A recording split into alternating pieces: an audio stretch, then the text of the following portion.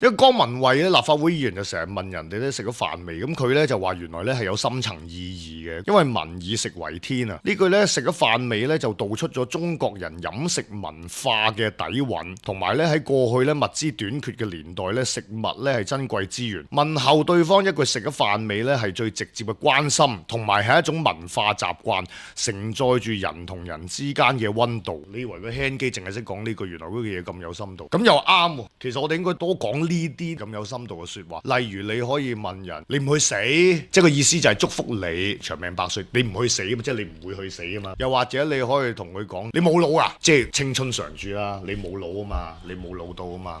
又或者香港人最中意嘅就係同地產相關嘅，你收皮啦，即係其實就係祝福你可以收好多地皮。呢啲全部都係好有文化底蘊同埋有人情味，亦都係一啲好直接嘅關心嚟嘅。大家除咗食咗飯未都可以多講：你冇腦啊，你唔去死，收皮啦。